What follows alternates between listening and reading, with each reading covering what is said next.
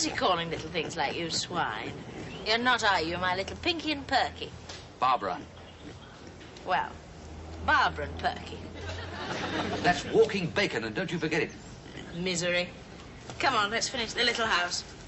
Sty. House. All right, you lot, come on. No, and you, out, come on.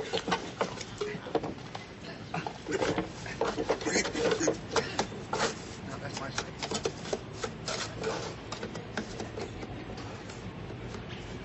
This beats sitting under the hairdryer and talking about the pill, I can tell you.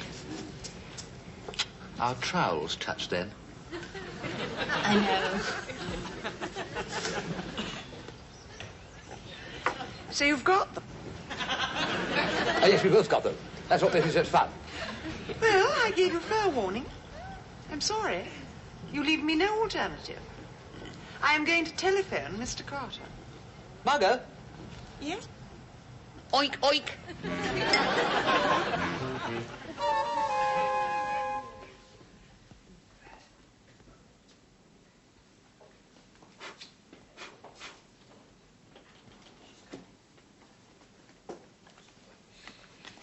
Moment of truth. I should think so.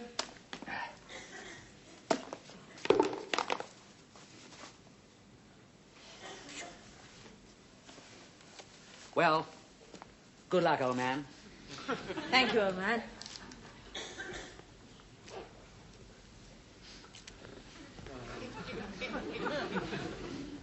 Another few bob saved?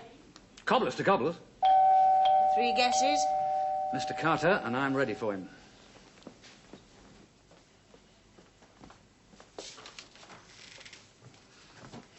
Good evening, Tom. Good evening, Margo. This is Mr. Carter. Evening, Mr. Good. Good evening, Mr. Carter. Right, that's got the Ponzi formalities over. I'm a busy man. If you'll just make your threats, I'll ignore them and you can clear off. No threats. I just want to have a chat. That's what Hitler said at Munich. May I come in as well? Unless you want to listen through the keyhole.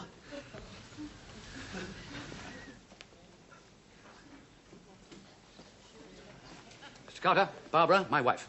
How do you do? Hello. Won't you sit down?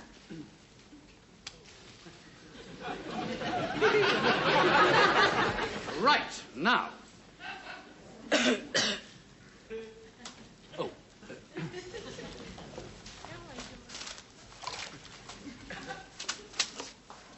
Excuse me. Right, now. Am I to be offered a seat in this house? No. Then I shall stand. Oh, sit down, Margo. No, Jerry? He has another engagement. I know, he's too embarrassed to come. At least he has the decency not to want to get mixed up in this sort of petty interference. Mr. Carter? Well, No. I'm having my 4 pennyworth first. Now, look here, Carter. You may be chairman of the Residents' Association, but my wife and I are not normal residents. quite. We're trying a new way of life here and working very hard at it.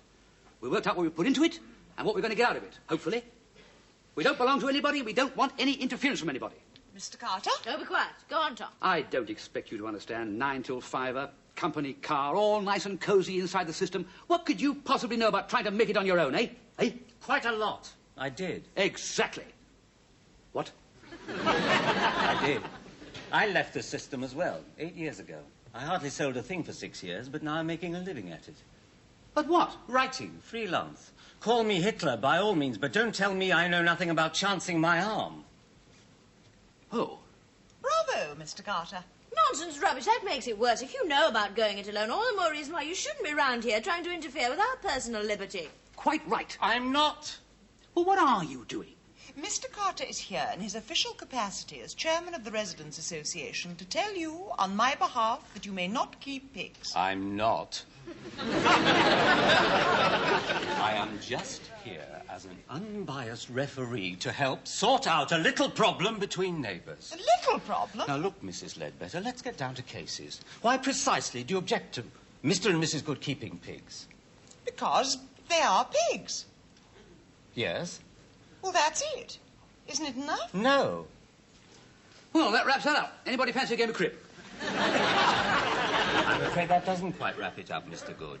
We should establish whether or not Mrs. Ledbetter does have legitimate grounds for complaint. At last, Mr. Carter. Tell him what they are. Well, don't you know? Oh, all right. Look, Mr. Good.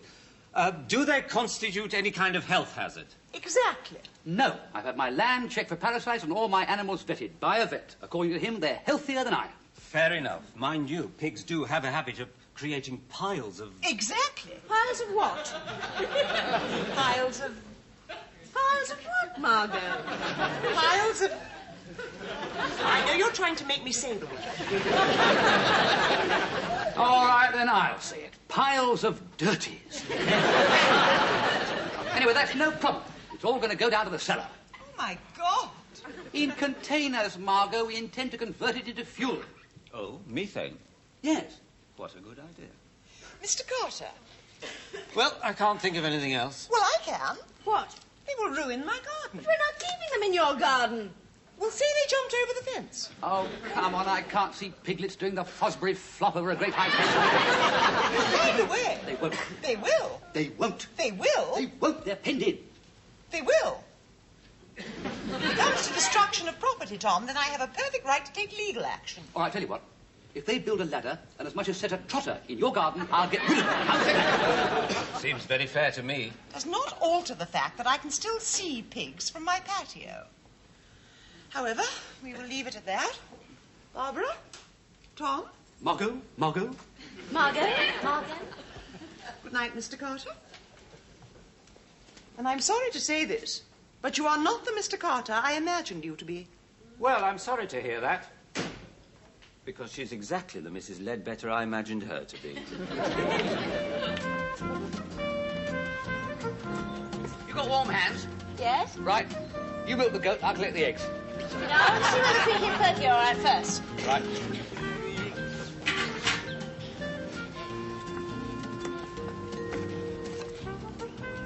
See?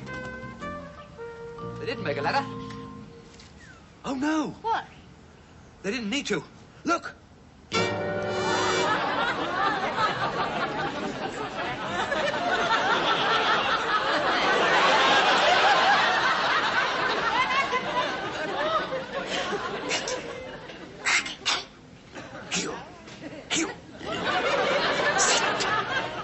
Just a minute.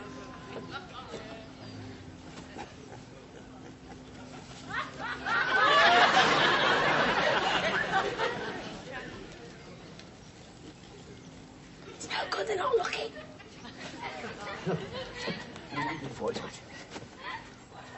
I have to get over the top. Give me a hand. Get off my horse. Just a minute. Right. Careful.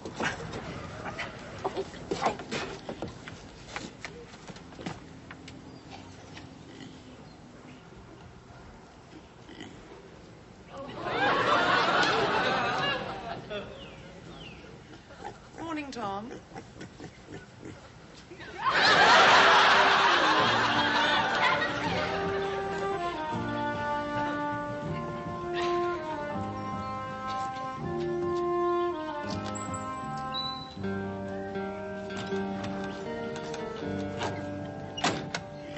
Bye, Pinky. Bye, Perky.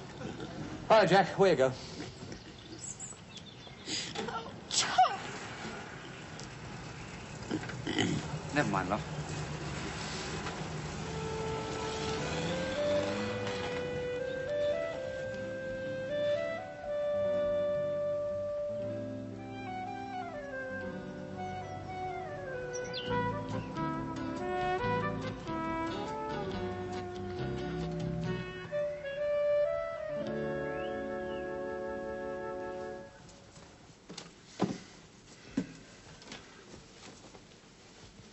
Just off, darling. I usually am when I'm putting my overcoat on. No need to telephone if you're going to be late. I shan't. Anything special you'd like for dinner? Anything except pork.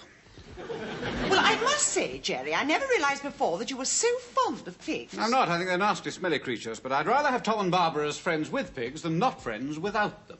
I don't see why you should make me out the villain of the piece. There's nothing wrong in asking someone to honor an agreement. That's what they said about Shylock.